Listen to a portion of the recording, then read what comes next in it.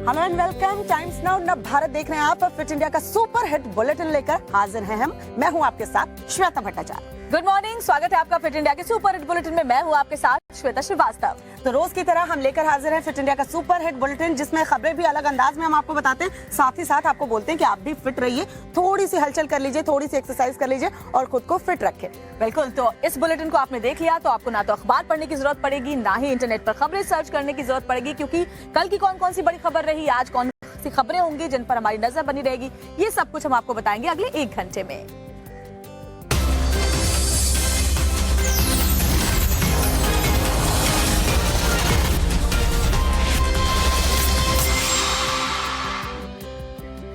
वैसे श्वेता, दिल्ली एनसीआर का मौसम ना इतना खुशनुमा है कि बस लगता ही नहीं कि मई का महीना है। और ये जो खूबसूरती होती है ना सुबह की, वाकई आपको तरोताजा करती है। लेकिन जो बुलेटिन की शुरुआत है वो मैं एक ऐसी खबर के साथ करने जा रहे हैं जो आपको भी इंस्पायर कर देगी फिट रहने के लिए। बिल्कुल श्वेता, हमें तो यकीन ही नहीं हुआ जब ये खबर हमारे सामने आई।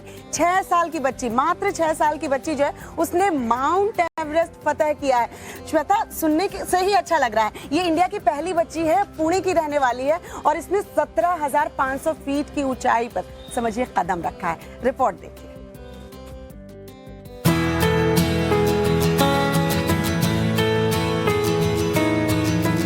पुणे की रहने वाली 6 साल की बच्ची अर्शिका लड्डा से मिलिए। अर्शिका जितनी चंचल और नटखट है, उससे कहीं ज्यादा बहादुर भी है। अर्शिका की मां ने लक्ष्य तय किया, उसे 6 साल की बच्ची अर्शिका ने पूरा कर दिखाया। तमाम मुश्किलों और पथरीले रास्ते पर चलकर माउंट एवरेस्ट की 17,500 फीट ऊंचाई तक पहुंचना किसी चुनौती से कम नहीं था। लेकिन हैरान कर देने वाले वीडियो को देखिए। माउंट एवरेस्ट की चढ़ाई चढ़ते समय अर्शिका कभी भी डरी नहीं। अपनी मां का हाथ थामे 6 साल की बच्ची हमेशा 2 कदम आगे ही नजर आई। हमें बताइए कि कैसा लगा आपको चढ़ के? अच्छा लगा। जब आपने ये सोचा कि मैं ये चढ़ने वाली हूँ, उसके पहले क्या तैयारियां की? आप भागती थी, एक्सरसाइज करती थी, खूब हेल्दी खाना खाती थी, क्या करती थी? भाग दौड़ करती थी। भाग दौड़ करती थी। आपको बहुत पसंद है खेलना कूदना? हाँ। रास्ता कठिन था, चुनौतियों से भरा था। बावजूद इसके अर्शिका मस्ती करते न सिर्फ आगे बढ़ती रही, बल्कि तमाम संकटों को पार कर एवरेस्ट की ऊंचाई छूने में भी कामयाब रही।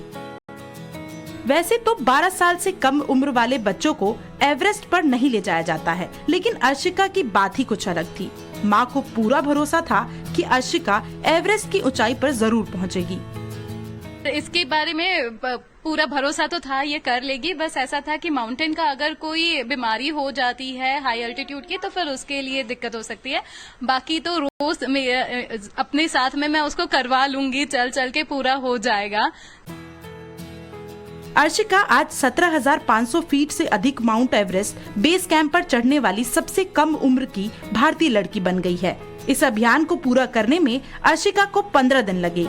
-3 से -17 डिग्री के टेम्परेचर में भी अर्शिका घबराई नहीं और एवरेस्ट को छू ही लिया।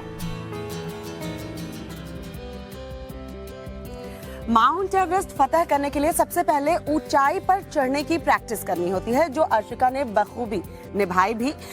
ऐसा इसलिए हम करते हैं क्योंकि ऊंचाई पर खुद को फिट रखा जा सके और फिट रहना बहुत जरूरी है। तभी तो हम बार बार आपको कहते हैं कि फिट इंडिया का सुपर हिट बुलेटिन देखिए। ड्राइंग रूम में ही सही थोड़ी बहुत स्ट्रेचिंग, थोड़ी बहुत एक्सरसाइज जरूर कीजिए। लेकिन चलिए आपको बताते हैं बेंगलुरु के लोग क्यों परेशान हैं, क्योंकि बेंगलुरु में लगातार बारिश हो रही है, जिसकी वजह से जो शहर है उसमें बाढ़ जैसे हालात बन गए हैं। देखिए रिपोर्ट। सड़क पर सैलाब का कब्जा, दहाड़ मारता पानी तेजी से आगे बढ़ रहा है। लोग बाढ़ के इस मंजर को देख हैरान परेशान नजर आ रहे हैं। देखिए, चारों तरफ पानी ही पानी है। भारी जल जमाव के बीच पानी निचले इलाकों में दाखिल हो रहा है। गली नाले सब लबालब पानी से भरे नजर आ रहे हैं। हैरान करने वाला ये मंजर कर्नाटक की राजधानी बेंगलुरु की है, जहाँ लगातार हो रही बारिश के चलते कई इलाके जलमग्न हो चुके हैं। जल जमाव की वजह से निचले इलाके में पानी बाढ़ की तरह लोगों के घरों और दुकानों में दाखिल हो गया है। विधानसभा चुनाव से पहले बारिश ने सरकार के नगर विकास के दावों की कलें खोल दी है। बारिश की वजह से बेंगलुरु का कई हिस्सा पानी में डूबा नजर आया, जबकि कई जगह लोग घुटने से भरे पानी में चलकर रास्ता पार करते नजर आए। बेंगलुरु के ब्लेसिंग गार्डन लेआउट का हाल तो और भी बुरा है। घरों और गलियों में कमर तक पानी जम जाने से लोगों की परेशानियां बढ़ गई है। तो देखा आपने कैसे स्मार्ट सिटी कहे जाने वाली बेंगलुरु में बारिश के बाद इस तरह के हालात बन गए हैं जो वाकई शहर की जो व्यवस्था है उस पर सवाल खड़े करते हैं। इसके अलावा इसी तरीके की जो एक साजिश थी वो केदारनाथ में भी सामने आई है, जिसके बाद एक ऐसा खुलासा हुआ है जो वाकई आपको चौंका कर रख देगा। तस्वीर केदारनाथ मंदिर की है, जहां कपाट खुलने के बाद से ही श्रद्धालुओं का तांता लगा है। लोग केदारनाथ और बद्रीनाथ में पूजा करने के बाद दिल खोलकर दान कर रहे हैं, और वो भी डिजिटल दान। अगर आप भी केदारनाथ या बद्रीनाथ मंदिर में पूजा करने के बाद डिजिटल दान करने की सोच रहे हैं तो सावधान हो जाइए, क्योंकि आप जिस QR कोड को स्कैन कर हजारों रुपए दान में देना चाहते हैं, असल में वो रकम मंदिर प्रशासन के पास जाने की बजाय किसी और ही खाते में जा रहा है। खुलासा हैरान करने वाला है, क्योंकि केदारनाथ और बद्रीनाथ मंदिर में जो पेटीएम का QR कोड लगा था वो फर्जी होने के साथ ही किसी की ऐसी साजिश थी जिसके जरिए जालसाज ने श्रद्धालुओं से लाखों की ठगी की। कपाट खुलने के बाद से ही केदारनाथ और बद्रीनाथ मंदिर में किसी ने पेटीएम QR कोड लगा दिए, जबकि बद्रीनाथ केदारनाथ मंदिर समिति साजिश से अनजान रही। हालांकि जब मंदिर समिति को इस बात की जानकारी हुई तो दोनों ही जगहों से पेटीएम QR कोड हटा दिए गए। ये जानकारी में आया है कि ये जिस दिन कपाट खुल रहे थे उसी दिन ये दोनों मंदिरों में ये बोर्ड लगाए गए थे, और आज हमारे द्वारा इस संदर्भ में पुलिस को तहरीर दी गई है और इसमें आवश्यक कार्रवाई करने का अनुरोध किया गया है। केदारनाथ मंदिर के कपाट 25 अप्रैल को खुले थे, लेकिन हैरान करने की बात यह है कि इतने दिन बीत जाने के बाद मंदिर समिति की नजर QR कोड पर गई। तब जाकर मामले की जांच पुलिस को सौंपी गई। तो देखिए कैसे केदारनाथ मंदिर के बाहर QR कोड जो है वो स्कैन होता रहा, लोग दिल खोलकर दान करते रहे और मंदिर समिति इस बात से जो है वो अनजान रही, उसको जानकारी ही नहीं थी। अब ये भला कैसे हो सकता है? हालांकि पुलिस जांच कर रही है। पुलिस जांच में ये खुलासा तो जरूर हो जाएगा कि QR कोड जो स्कैन करके लोगों ने दान दिया वो किसके अकाउंट में पैसे गए। चलिए मंदिर के बाद अब मजार की बात कर लेते हैं, जो हरिद्वार की एक सरकारी जमीन पर बना था। और देखिए इतने सालों से यहाँ पर देखिए लोग पहुंच रहे थे श्वेता, कि ये जो मजार है वो अब एक धर्म स्थल में तब्दील हो गया था। प्रशासन की मौजूदगी में बुलडोजर गरज रहा है। अवैध निर्माण को जमींदोज किया जा रहा है। सालों पहले सरकार की जिस जमीन पर कब्जा किया गया उन्हें खाली कराया जा रहा है। बुलडोजर कार्रवाई की ये तस्वीर हरिद्वार की है, जबकि जिस जमीन को अवैध कब्जे से खाली कराया जा रहा है वो सिंचाई विभाग की संपत्ति है। हैरानी की बात यह है कि करीब 150 साल पहले बनी पंचक्की वाले इस जमीन पर कुछ लोगों ने न सिर्फ कब्जा कर अवैध निर्माण किए, बल्कि कब्जे के कुछ दिनों बाद यहाँ मजार भी बना दिए गए, जो आगे चलकर धार्मिक स्थान बन गया। वीडियो देखिए। 150 साल पुरानी पंचक्की बिल्डिंग कभी भी धराशायी हो सकती है, इसलिए इसे गिराया जा रहा है। बुलडोजर चलाकर इसके बुनियाद को नष्ट किया जा रहा है। कार्रवाई के दौरान प्रशासन ने मौलवी से भी बात की और अवैध मजार को वहां से हटा दिया। धार्मिक स्ट्रक्चर को आप किस तरह से रिमूव करेंगे, और अगर कोई इलीगल रूप से ऐसी जगह पर एस्टेब्लिश कर दिया गया है जो कि सार्वजनिक प्लेस है, उसको विदाउट एनी डिले उसको रिमूव किया जाए। तो उनसे वार्ता की गई, तो उनके द्वारा अपनी कंसेंट बताई गई और उनके द्वारा जो धार्मिक चीज़ें थी जुड़ी हुई यहाँ पे उसको प्रॉपरली दूसरी जगह शिफ्ट करवा दिया गया है और उन्हीं की कंसेंट से, और बाकी जो बिल्डिंग है उसको रिमूव किया गया। दरअसल मामला धार्मिक था, इसलिए मजार ध्वस्त किए जाने से पहले प्रशासन चुस्त दुरुस्त दिखी। धार्मिक उन्माद पैदा न हो इसके लिए सुरक्षा के कड़े इंतजाम किए गए और अवैध निर्माण को जमींदोज कर दिया गया। तो देखना होगा श्वेता, हरिद्वार में प्रशासन के इस एक्शन के बाद किस तरह से वहां पर बवाल होता है। लेकिन देश की खबरें तो हम लगातार पहुंचा रहे हैं, अब आगे क्या है दर्शकों के लिए खास। अब बात दुनिया की कर ले। इंडोनेशिया में क्यों मचा है हाहाकार, ऑस्ट्रेलिया में कहां लगी भयंकर आग, सिर्फ 2 मिनट में आपको दिखाते हैं दुनिया की हलचल। तबाही का ये मंजर अमेरिका के फ्लोरिडा का है, जहां पाम बीच गार्डन में 100 मील प्रति घंटे की रफ्तार से बवंडर आया और तबाही मचाते हुए तेजी से चला गया। तूफानी बवंडर में कई गाड़ियां तबाह हो गईं, कई मकान क्षतिग्रस्त हो गए, पूरे शहर में बिजली की सप्लाई ठप हो गई। हालांकि बवंडर की वजह से किसी के हताहत होने की खबर नहीं है। हजारों लोगों की भीड़ मौजूद है। सड़कों पर बैठे ये लोग अपनी भाषा में नारेबाजी कर रहे हैं। तस्वीरें फिलीपींस के साउथ कोरिया से सामने आई है, जहां लेबर डे के मौके पर हजारों लोगों ने धरना और प्रदर्शन किया। लोगों की मांग बेहतर सैलरी और वर्किंग कंडीशंस हैं। साउथ कोरिया के सियोल में और फिलीपींस के मनीला में भीड़ ने सरकार के खिलाफ नारेबाजी और प्रदर्शन किया।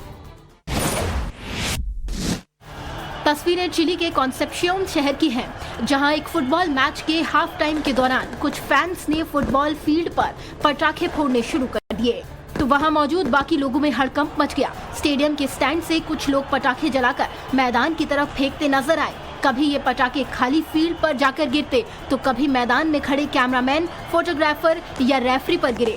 लोगों के इस हुड़दंग में कई लोगों के घायल होने की खबर है। धू-धू कर जलती ये गाड़ियां तस्वीरें ऑस्ट्रेलिया के पर्थ की है, जहां पुरानी गाड़ियों के ऑक्शन सेंटर में भयंकर आग लगी तो आसपास के इलाकों में हड़कंप मच गया। ये आग कैसे लगी इसका तो अब तक पता नहीं चल सका है, लेकिन चंद मिनटों में ही इस विनाशकारी आग ने 70 से ज्यादा गाड़ियों को फूंककर खाक कर दिया। आग से निकलने वाले धुएं के गुबार को कई किलोमीटर दूर तक देखा गया। तस्वीरें इंडोनेशिया के उत्तरी सुमात्रा से सामने आई है, जहां अचानक हुई बारिश की वजह से शहर भर में बाढ़ आ गई। कई जगहों से तो भूस्खलन की घटनाएं भी सामने आई हैं। हालांकि इस बाढ़ की वजह से अब तक किसी के हताहत होने की खबर सामने नहीं आई है, लेकिन स्थानीय प्रशासन ने लोगों से घरों में रहने की अपील की है। में बात कर लेते हैं ऑपरेशन शीश महल की। कल हमने इसका पार्ट 5 दिखाया श्वेता, और जिसके बाद एक बार फिर से दिल्ली के मुख्यमंत्री अरविंद केजरीवाल की सादगी और उनकी ईमानदारी के जो दावे हैं वो वाकई सवालों के घेरे में हैं। टाइम्स नाउ नव भारत ने एक्सक्लूसिव ये खुलासा किया है ऑपरेशन शीश महल पार्ट 5 में किस तरीके से रेनोवेशन के नाम पर सीएम आवास का निर्माण किया गया और सीएम आवास के निर्माण में किस तरीके से पर्यावरण कानून की धज्जियां तक उड़ाई गई। रिपोर्ट देखिए। टाइम्स नाउ नव भारत के ऑपरेशन शीश महल पार्ट 5 में बड़ा खुलासा हुआ है। पता चला है कि सीएम केजरीवाल के नए घर के लिए पुराना घर तोड़ा गया, रेनोवेशन के नाम पर नया कंस्ट्रक्शन हुआ, पुरानी बिल्डिंग की जगह लॉन और पार्किंग बनाई गई। यही नहीं, उन्होंने कम से कम 28 पेड़ों को काटने या रिलोकेट करने का परमिशन दिया। 2013 में सीएम आवास 543 वर्ग मीटर में था। 2022 में पूरा एरिया 1212 वर्ग मीटर हो गया। पुरानी बिल्डिंग की जगह पर घास लगाई गई, पुरानी बिल्डिंग की जगह लॉन पार्किंग बनाई गई, सीएम आवास में टेनिस कोर्ट भी बनाया गया। इन खुलासों के बाद से आम आदमी पार्टी बैकफुट पर है। केजरीवाल ने चुप्पी साध रखी है। इस मामले को लेकर बीजेपी हमलावर है। आज मनोज तिवारी के नेतृत्व में बीजेपी केजरीवाल के घर का घेराव करेगी। इस परिवार ने इस शीश महल के अंदर 42 लोग, जी हाँ मित्रों 42 लोग, 30 हाउसकीपिंग के, 2 सुपरवाइजर और 10 माली रखे हैं इस शीश महल की व्यवस्था के लिए। ये दिल्ली की जनता की गाड़ी कमाई का लूटना नहीं है तो क्या है। और इसका खर्चा हर महीने का लगभग 12 से 14 लाख रुपए और साल का लगभग 2 करोड़ रुपया खर्चा आ रहा है इन 42 लोगों की सैलरी का। इसी बीच दिल्ली के एलजी को टैक्स पेयर काउंसिल ने चिट्ठी भेजी है। इस चिट्ठी में सीएम के घर के रेनोवेशन में भ्रष्टाचार के आरोप लगाए हैं, साथ ही नुकसान की भरपाई केजरीवाल से कराने की मांग की है। तो ऑपरेशन शीश महल में जो खुलासे टाइम्स नाउ नव भारत ने किए हैं उसके बाद अरविंद केजरीवाल की मुसीबतें एक तरीके से बढ़ती नजर आ रही हैं और जो सादगी का चोला वो पहने रखते थे अब वो उतरता नजर आ रहा है। जनता जो है, चाहे दिल्ली की जनता हो, मुंबई की जनता हो, उनसे नाराज चल रही है। उसने अपनी नाराजगी भी जो है जाहिर की है। तो खुद को ठगा हुआ महसूस कर रही है जनता। और सबसे बड़ी बात यह है कि देश के अलग अलग हिस्सों से जो जनता ने हमसे बात की, टाइम्स नाउ नव भारत के कैमरे पर यही कहा कि फ्री बिजली, फ्री पानी के नाम पर खुद के लिए एक आलीशान शीश महल दिल्ली के सीएम केजरीवाल ने बना लिया। टाइम्स नाउ नव भारत के ऑपरेशन शीश महल को लेकर पूरे देश में चर्चा तेज है। जगह जगह से इस मामले पर पब्लिक के रिएक्शन सामने आ रहे हैं। लोग गुस्से में हैं और टाइम्स नाउ नव भारत की टीम को सच सामने लाने के लिए बधाई दे रहे हैं। इसी बीच ऑपरेशन शीश महल पार्ट 5 में जो खुलासे हुए हैं इसके बाद केजरीवाल एंड टीम और बेपर्दा हो गई है। आपको सुनवाते हैं कि देश की जनता इस ऑपरेशन को लेकर क्या सोचती है। ये निशानी लेके आज देश में चल रहे हैं, वो आज कैसे देश को लूट के खुद का शीश महल बना रहे, ये इसका उदाहरण है। उस सारे जो जिस तरह से उन्होंने सामान्य भारतीयों को उल्लू बनाया, जैसे वोट के लिए उन्होंने इमोशन से भारतीयों को एक अपेक्षा दी कि मैं एक सामान्य आदमी हूँ, मैं ग्रास रूट से हूँ, मैं आम आदमी हूँ। सिर्फ बोल बच्चन किया, लेकिन बोला कुछ अलग, किया कुछ अलग। जो होप था वो पूरा मिट्टी में मिल गया आज। इसके अंदर में सबसे बड़ा घोटाला ये किया है कि रिनोवेशन के नाम पे इन्होंने नया कंस्ट्रक्शन किया है, और वो बिल जो हुए हैं वो रिनोवेशन के नाम पे इन्होंने पास करवाए हैं। 45 करोड़ का रिनोवेशन सोचने वाली बात है। जो आम आदमी की सरकार बता रहे थे, जो कह रहे थे मुझे बंगला नहीं चाहिए, मुझे गाड़ी नहीं चाहिए, मुझे सुरक्षा नहीं चाहिए, हम आम आदमी ऐसा होता है। अगर ऐसा आम आदमी होता तो ऐसा आम आदमी हम बनने के लिए तैयार हैं। ये आदमी बहुत धूर्त और भ्रष्टाचारी है। इससे बड़ा धूर्त वो भारत की राजनीति में कोई नहीं मिलेगा, और ये देश के लिए बहुत बड़े कलंक हैं। बहुत बड़ा भ्रष्ट आदमी है, चोर है, और दिल्ली को बर्बाद कर रहा है। ऐसे लोगों को दिल्ली की जनता को चाहिए कि इसको मार के भगा देना चाहिए। पहले कि उन्होंने कहा था कि ना मैं लाल बत्ती की गाड़ी लूंगा, ना कुछ लूंगा, ऐसा वैसे काफी उन्होंने भाषण दिए थे इस चीज। आज उन्होंने 45 करोड़ का जो घर लिया है, बेटे के नाम का अलग मैंने खर्च करा। इतना 45 करोड़ रुपए बहुत होते हैं। नाम क्या था? आम आदमी पार्टी। मतलब लोगों के लिए जीने वाला बंदा आज खुद के लिए देख रहा। 45 करोड़ लगाए, वो भी इस टाइम पर लगाए दिल्ली में जब कोरोना से जूझ रहे थे, ऑक्सीजन नहीं मिल रही थी, लोग अपने परिवारों को दर्शन भी नहीं कर पा रहे थे, लिपटे हुए बॉडियां जा रही थी। उस समय वो अपने घर में पर्दे लगा रहे थे, लोगों को कफन नसीब नहीं हो रहा था उस समय। ये बिल्कुल शोभा नहीं देता है किसी भी पब्लिक सर्वेंट को। पब्लिक के लिए वो जब चुना गया है तो उसका मेन काम है कि पब्लिक की तरफ फोकस रहे, और मतलब यूथ को रोजगार दे, यूथ के हित में कोई काम करे, ना कि अपने घर में या अपने से कोई रिलेटेड ऑफिस में इतना खर्चा करना मेरे हिसाब से वो जायज़ बात नहीं है। भूमाफिया की तरह काम कर रहे हैं, आसपास के मकान खाली करा लिए, जगह खाली करा ली, तो बहुत ही निराशाजनक है। आज के टाइम पे वोटर जनता अपने आप को ठगा महसूस कर रही है। किस पे भरोसा करें, अब जनता को भी सोचना चाहिए। और ऑपरेशन शीश महल के तहत श्वेता जो तमाम बड़े खुलासे हमने किए हैं, अलग अलग पार्ट्स में जो खुलासे हमने सामने रखे हैं, उसके बाद जनता भी सवाल उठा रही है अरविंद केजरीवाल पर, और बहुत सारे ऐसे वीडियोस हैं जो सोशल मीडिया पर वायरल भी हो रहे हैं। बात तो आपने ऑपरेशन शीश महल के वीडियोस की श्वेता, वैसे देसी वायरल वीडियोस में क्या कुछ खास है, आज हम अपने दर्शकों को दिखाते हैं, देखिए जरा। सोशल मीडिया पर वायरल हो रहे इस वीडियो को देखिए। 2 लड़के घर के अंदर रखे स्कूटर चुराने आते हैं। इस दौरान जैसे ही वो स्कूटर को बाहर निकालते हैं, वैसे स्कूटी मालिक आ जाता है, और फिर मालिक को आता देख दोनों भागने की कोशिश करने लगते हैं और अंत में भाग निकलते हैं, लेकिन उनका स्कूटर वहीं रह जाता है। और अब इस वीडियो पर यूजर्स तरह तरह के कमेंट्स कर रहे हैं। हैरान करने वाले इस वीडियो को अंत तक देखिए। पहाड़ की चोटी पर पथरीले सकरे रास्ते पर एक राइडर अपनी बाइक को जबरदस्ती पार कराने की कोशिश कर रहा है। जैसे ही वो कुछ कदम का फासला तय करता है, उसकी बाइक का बैलेंस बिगड़ जाता है। राइडर उसे संभाल नहीं पाता और सीधे खाई में जा गिरता है।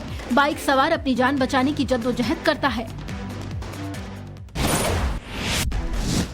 ये viral video Kanpur Lucknow highway का बताया जा रहा है। एक ट्रक हाईवे पर तेजी से दौड़ता हुआ नजर आ रहा है। ट्रक के ऊपर एक शख्स खड़ा हुआ है जो ट्रक में लदी बकरियों को ऊपर से नीचे सड़क पर फेंक रहा है। उसके पीछे उसके गैंग की कई लोग गाड़ी लेकर चल रहे हैं। कई बकरियों को सड़क पर फेंकने के बाद युवक बड़े ही शातिर तरीके से ट्रक से उतर जाता है। सोशल मीडिया पर ये वीडियो खूब वायरल हो रहा है। आवश्यकता ही आविष्कार की जननी होती है। इस वीडियो को देखिए। एक शख्स ने जुगाड़ से 7 सीटर बाइक ही बना डाली। मतलब ये मैं 7 सीटर बना दूं। धूप से चलती है गाड़ी, सोलर से है, और अब काफी दूर तक ये जा सकती है। कितनी दूर जा सकती है? ये 200 किलोमीटर से ज्यादा जा सकती है, और जब तक धूप रहेगी चलती रहेगी। हर्ष गोयनका ने इस वीडियो को शेयर किया है। यूजर्स बाइक बनाने वाले शख्स के हुनर की सराहना कर रहे हैं। सोशल मीडिया पर वायरल हो रहा वीडियो चेन्नई एयरपोर्ट का है। मलेशिया से चेन्नई एयरपोर्ट पहुंची महिला के सामान की तलाशी ली गई तो सब हक्के बक्के रह गए। बैग से गिरगिट और सांप निकलने लगे। महिला के बैग से एक गिरगिट के साथ 22 जिंदा सांप मिले। कस्टम विभाग की टीम ने महिला को गिरफ्तार कर लिया है। वीडियो को देख यूजर्स भी हैरान हैं और तरह तरह के कमेंट्स कर रहे हैं।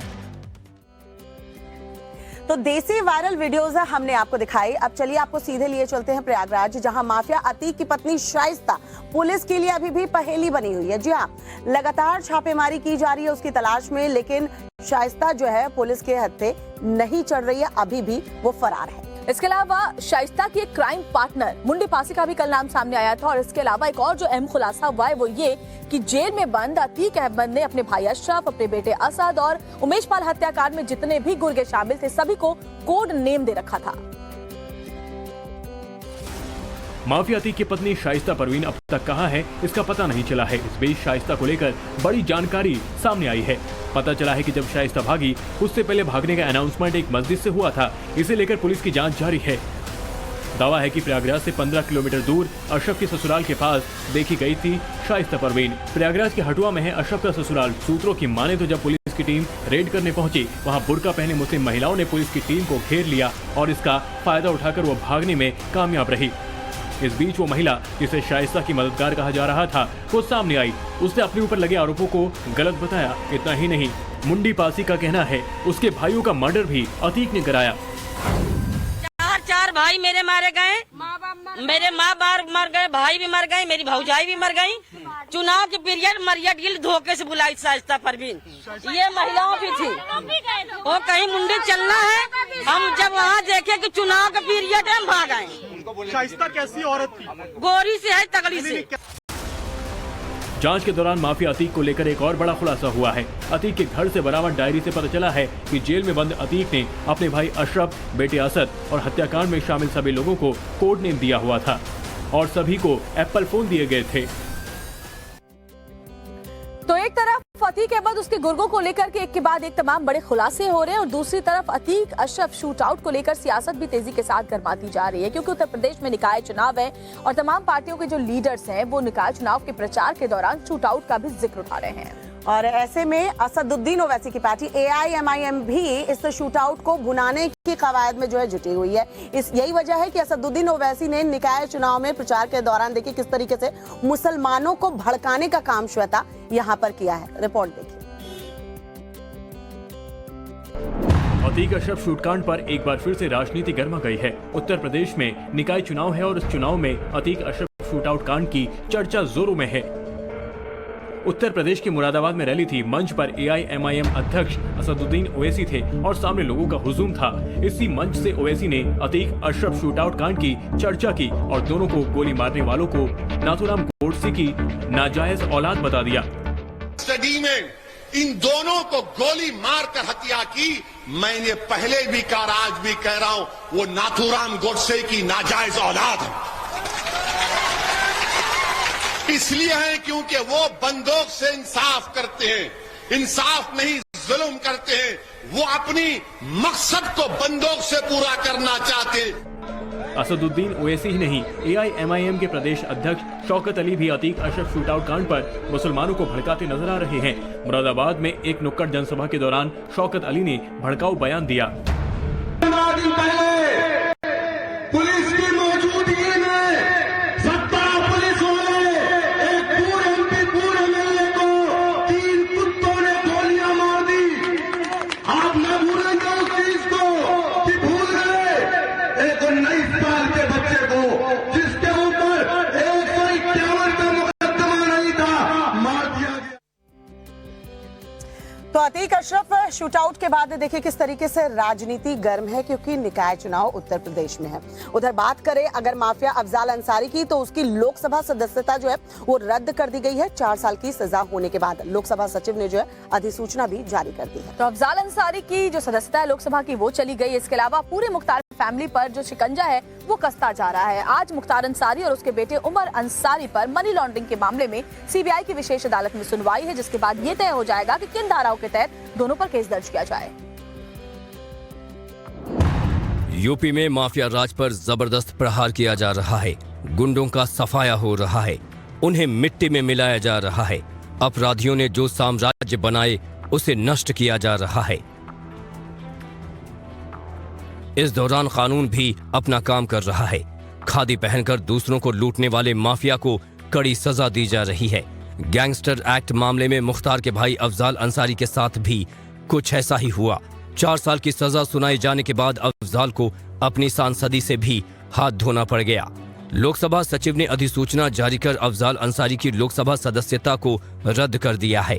भले ही माफिया अफजाल बीएसपी से लोकसभा सदस्य रहा हो, लेकिन सदस्यता रद्द होने के मामले में सपा की बौखलाहट बताने के लिए काफी है कि माफिया ब्रदर्स बीएसपी से ज्यादा एसपी के करीबी थे।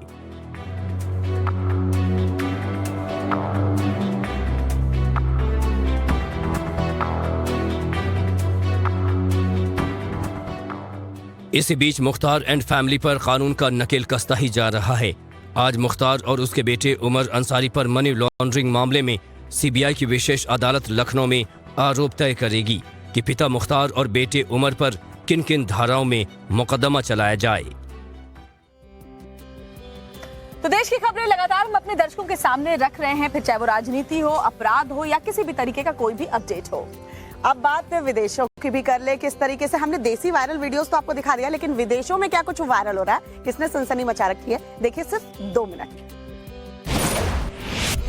तेज रफ्तार में जुल्फों की तरह बाइक लहराने का ये वीडियो खूब वायरल हो रहा है। गाड़ियां आ जा रही है और उनके बीच ये लड़की खतरनाक ढंग से बाइक लहराती है। तभी अचानक साइड से जा रहे एक कपल से उस लड़की की बाइक टकरा जाती है। कपल रोड पर गिर जाता है और लड़की अपनी मस्ती में आगे बढ़ जाती है। ये वीडियो भारत का नहीं, ब्राजील का बताया जा रहा है। वीडियो को देख लोग तरह तरह के कमेंट्स कर रहे हैं। सोशल मीडिया पर वायरल हो रहे एक्सीडेंट के इस वीडियो को देखिए। बाइक सवार सड़क पर जा रहा होता है और अचानक उसका बैलेंस बिगड़ जाता है और युवक बस के नीचे आ जाता है। तेज रफ्तार बस उस बाइक सवार के ऊपर से गुजर जाती है, लेकिन बाइक सवार को खरोंच तक नहीं आती। इस वीडियो को देखने के बाद लोगों के रोंगटे खड़े हो गए हैं। लोग तरह तरह के कमेंट्स कर रहे हैं। स्पाइडर मंकी को छेड़ना लड़की को भारी पड़ गया। जू में लड़की मंकी की फोटो खींचने के लिए उसका बाल पकड़कर खींच लेती है। लड़की चिल्लाती है और वहीं मौजूद युवक फौरन मंकी से लड़की को छुड़ाता है। लड़की दोबारा मंकी के बगल से गुजरती है तो स्पाइडर मंकी फिर से लड़की के बाल पकड़कर अपनी तरफ खींचने की कोशिश करता है। गनीमत ये रही कि स्पाइडर मंकी जाली के अंदर था। ये वीडियो खूब वायरल हो रहा है। क्या कभी बाघ के सामने से हिरण निकल सकता है? तो आप कहेंगे नहीं, लेकिन ऐसा हुआ है। वीडियो में देखिए एक बाघ हिरण का पीछा करते हुए दिख रहा है। इस दौरान वो हिरण के काफी करीब आ जाता है और उस पर वार करने की कोशिश करता है, लेकिन हिरण की फुर्ती के आगे बाघ की रफ्तार कम पड़ जाती है। वो हताश निराश वहीं खड़ा हो जाता है और हिरण उसकी पकड़ से बाहर निकल जाता है। वीडियो देख यूजर्स भी दंग रह गए। गजराज तो बहुत शांत होते हैं, लेकिन बिगड़ जाएं तो फिर उनके क्रोध के सामने कोई टिक नहीं पाता। ऐसा तांडव होता है जिसे देखकर किसी के भी रोंगटे खड़े हो जाएं। वीडियो में देखिए भारी भरकम पेड़ को गजानन ने कैसे जमींदोज कर दिया, तो वहीं सड़क से गुजर रही मारुति वैन को भी पलटने की कोशिश की और वैन के अंदर रखा सामान निकालकर रोड पर बिखेर दिया। ये वीडियो सोशल मीडिया पर खूब वायरल हो रहा है। तो विदेशों में क्या कुछ वायरल हो रहा है ये हमने आपको दिखाया। बात देश की राजनीति की कर ले। कर्नाटक में चुनाव होना है, ऐसे में प्रचार तो है जोर शोर से चल ही रहा है, लेकिन जैसे जैसे कहते हैं ना श्वेता कि चुनाव नजदीक आते हैं, नेताओं की जुबान और जहरीली होती जाती है। कांग्रेस के राष्ट्रीय अध्यक्ष मल्लिकार्जुन खड़गे के बाद अब उनके बेटे प्रियांक खड़गे ने प्रधानमंत्री नरेंद्र मोदी पर विवादास्पद बयान दिया है। प्रियांक खड़गे ने कर्नाटक में एक चुनावी रैली के दौरान पीएम मोदी की ओर इशारा करते हुए कहा कि अगर घर का बेटा नालायक हो तो घर कैसे चलेगा। प्रियांक खड़गे के इस बयान के बाद बीजेपी बेहद हमलावर है। प्रियांक खड़गे के इस बयान के बाद बीजेपी ने चुनाव आयोग से प्रियांक खड़गे की शिकायत की है। वहीं केंद्रीय गृह राज्य मंत्री नित्यानंद राय ने निशाना साधते हुए कहा है कि बबूल के पेड़ में आम नहीं फल सकता। बबूल के पेड़ में आम नहीं फल सकता है। बबूल के पेड़ है खड़गे जी, उसमें आम कैसे फलेगा? उनका पुत्र ने अपने संस्कार को प्रदर्शित किया है। कांग्रेस के लोग आपा खो बैठे हैं। नरेंद्र मोदी जी को इस देश के गरीबों ने अपना मसीहा माना है। बता दें कि इससे पहले मल्लिकार्जुन खड़गे ने पीएम मोदी की तुलना जहरीले सांप से की थी। कांग्रेस की ओर से लगातार इस तरह के बयान सामने आ रहे हैं। तो एक तरफ कर्नाटक की जो लड़ाई है वो देखिए किस तरीके से सांप नालायक ऐसे शब्दों तक आ गई है, और इसीलिए कहते हैं कि सियासत में कम से कम शब्दों की मर्यादा तो रखनी चाहिए, और कांग्रेस तो उसका खामियाजा भी श्वेता भुगत रही है। बावजूद इसके देखिए किस तरह की बयानबाजी हो रही है, और आने वाले दिनों में और ज्यादा बढ़ जाएगी क्योंकि इलेक्शन जो है नजदीक आ रहे हैं, और यही वजह है कि प्रधानमंत्री नरेंद्र मोदी एक बार फिर से कर्नाटक जाने वाले हैं, कई जनसभा वहां पर करेंगे, साथ ही साथ कलबुर्गी में रोड शो भी प्रधानमंत्री नरेंद्र मोदी का होना है। इससे पहले भी जब कर्नाटक पहुंचे थे उन्होंने रोड शो किया था, तो भारी तादाद में प्रधानमंत्री को देखने के लिए लोग वहां उमड़े थे। कर्नाटक चुनाव के लिए जोरदार प्रचार जारी है। आज कांग्रेस बेंगलुरु में अपना घोषणा पत्र जारी करेगी। इस दौरान कांग्रेस अध्यक्ष मल्लिकार्जुन खड़गे समेत कई बड़े नेता मौजूद रहेंगे। बता दें कि एक दिन पहले ही कर्नाटक में जीत के लिए बीजेपी ने अपना विजन डॉक्यूमेंट जारी किया था। बीजेपी के विजन डॉक्यूमेंट में गरीबों और किसानों के लिए शामिल 10 बड़े दावों में बीपीएल परिवारों को हर साल 3 गैस सिलेंडर फ्री में देने का वादा भी शामिल है।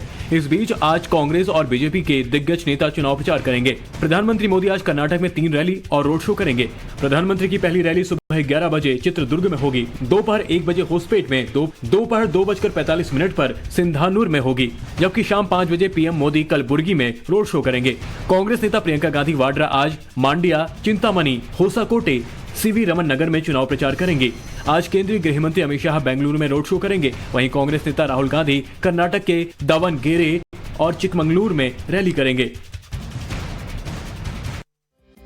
आदित्यनाथ जो है वो पहली बार प्रयागराज जाने वाले हैं, और जाहिर सी बात है ऐसे में शहर की सुरक्षा व्यवस्था बढ़ा दी गई है। उधर बात करें सपा अध्यक्ष अखिलेश यादव की, तो वो आज सहारनपुर में रहने वाले और वहां रैली करेंगे। रिपोर्ट देखिए। उत्तर प्रदेश निकाय चुनाव को लेकर जोर शोर से प्रचार जारी है। आज चुनाव प्रचार के लिए सीएम योगी प्रयागराज में रहेंगे। माफिया अतीक अशरफ के खात्मे के बाद पहली बार सीएम योगी प्रयागराज में होंगे। प्रयागराज में इसी बीच सुरक्षा व्यवस्था कड़ी कर दी गई है। इस बीच मुरादाबाद में एक रैली को संबोधित करते हुए सीएम योगी ने एक बार फिर माफिया पर जोरदार अटैक किया। अब कोई माफिया और कोई अपराधी सीना तान करके नहीं चल सकता है। समाज का सलीम व्यक्ति, व्यापारी, सामान्य नागरिक सीना तान करके चलेगा, और अपराधी और माफिया को गले में तख्ती लटका करके जान की माफी मांगता हुआ दिखाई दे रहा है। एक तरफ सीएम योगी प्रयागराज में रहेंगे तो समाजवादी पार्टी के अध्यक्ष अखिलेश यादव आज सहारनपुर में चुनाव प्रचार करेंगे। कल लखनऊ में मेट्रो से यात्रा करने के बाद अखिलेश ने एक बार फिर बीजेपी पर जनता को धोखा देने के आरोप लगाए। लखनऊ को कचड़ा बना दिया भारतीय जनता पार्टी ने।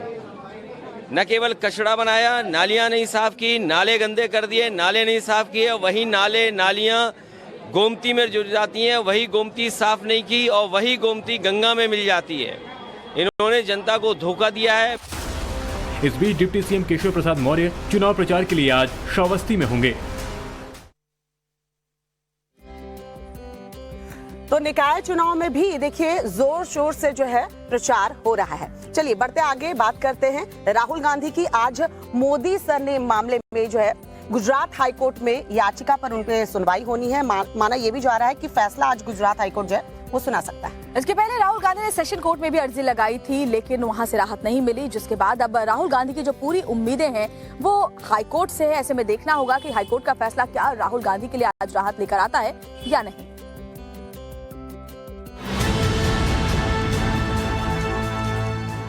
मोदी सरनेम मानहानि केस में कांग्रेस नेता राहुल गांधी की अपील पर गुजरात हाईकोर्ट में सुनवाई होगी। इस मामले में दोपहर 2:30 बजे के बाद सुनवाई संभव है।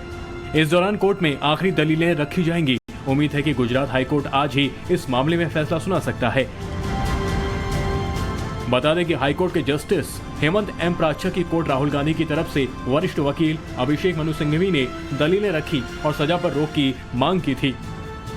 सूरत कोर्ट के फैसले को कांग्रेस नेता राहुल गांधी ने पहले ही सेशन कोर्ट में चुनौती दी थी, लेकिन सूरत की सेशन कोर्ट ने सीजेएम कोर्ट के फैसले को बरकरार रखते हुए राहुल गांधी की अर्जी खारिज कर दी थी। तो मोदी सरनेम मामले में राहुल गांधी को क्या राहत मिलती है, ये तो आज हाईकोर्ट के फैसले के बाद ही सामने आएगा। लेकिन आज एक और सियासी बड़ी हलचल है जिस पर भी नजर रहने वाली है। शरद पवार पर लिखी हुई किताब का आज विमोचन होना है। तो ये शरद पवार पर लिखी गई आत्मकथा है, और इसके विमोचन के साथ ही अटकलें ये भी लगाई जा रही हैं श्वेता कि कई राज जो हो सकते हैं देश की राजनीति से जुड़े हुए जो सामने आ सकते हैं, क्योंकि शरद पवार एक बहुत ही वरिष्ठ नेता हैं और किस तरीके से तमाम पार्टियों में कह सकते हैं कि उनकी पहचान है। तो अब ये अटकलें जोरों पर है। सियासत के लिए आज का दिन इसलिए भी महत्वपूर्ण है क्योंकि आज राजनीति के दिग्गज एनसीपी प्रमुख शरद पवार की आत्मकथा लोक माझे सांगती का विमोचन होगा। माना जा रहा है कि शरद पवार अपनी इस किताब के जरिए राजनीति से जुड़े कई ऐसे राज खोल सकती है जो आज की सियासत में भूचाल ला सकता है। एनसीपी सांसद और शरद पवार की बेटी सुप्रिया सुले के मुताबिक लोक माझे सांगाती में 2015 के बाद के घटनाक्रम शामिल किए गए हैं। ऐसे में पवार की इस किताब में बीजेपी कांग्रेस से ज्यादा शिवसेना के साथ रिश्ते को लेकर कई बातें सामने आ सकती है। शरद पवार 4 बार महाराष्ट्र के मुख्यमंत्री बनने के अलावा केंद्र में रक्षा मंत्री और कृषि मंत्री भी रह चुके हैं। पवार की किताब लोक माझे सांगाती का विमोचन आज सुबह 11 बजे मुंबई के यशवंतराव चौहान ऑडिटोरियम में होगा। हालांकि बुक लॉन्चिंग में शिवसेना उद्धव गुट के प्रवक्ता संजय राउत ने सीएम शिंदे पर हमला करते हुए 2024 में महाअघाड़ी गठबंधन की सरकार बनाने का दावा किया है।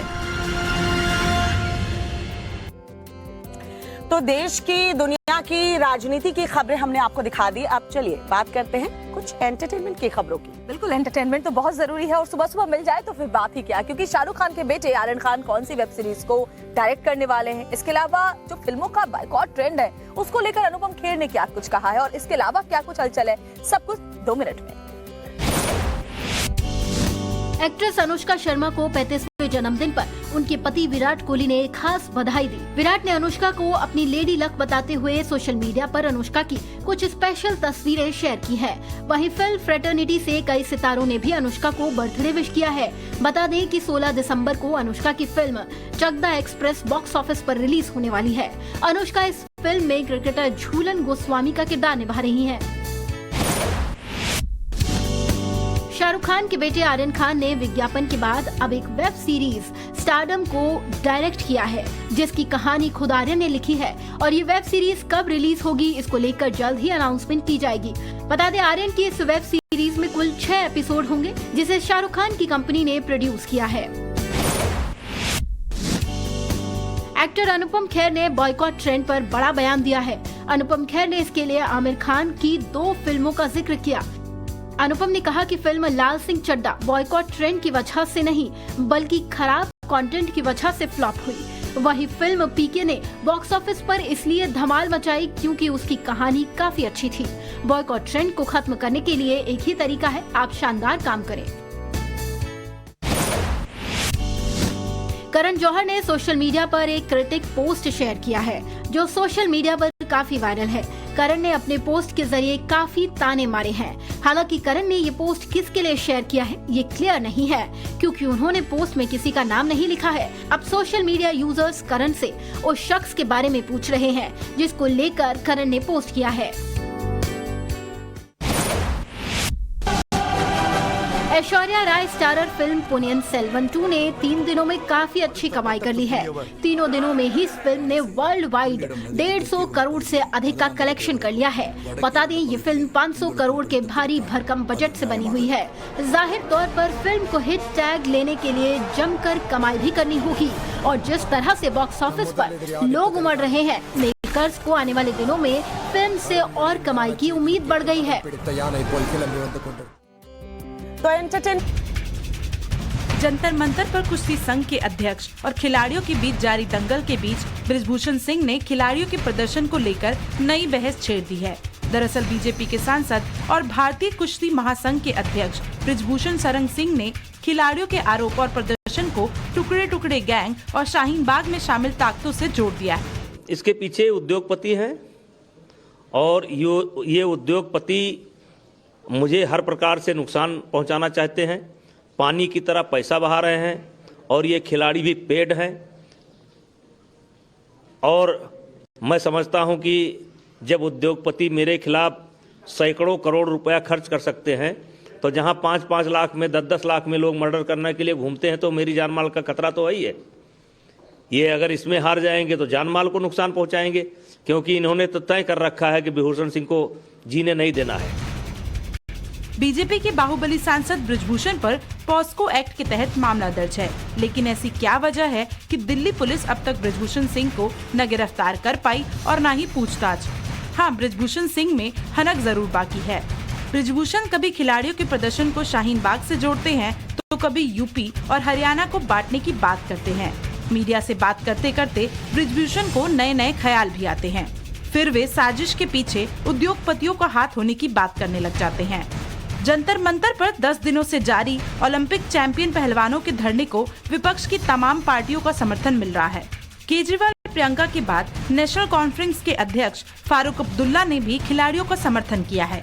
फारूक अब्दुल्ला का कहना है कि ये खिलाड़ियां मेरी भी बेटियां हैं। एकता में शक्ति है और जंतर मंतर पर जो हो रहा है वो सरकार को हिला सकती है।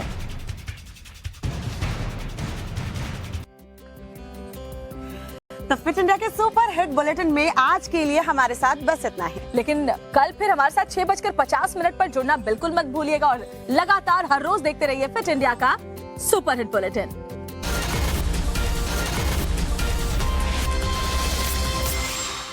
मैं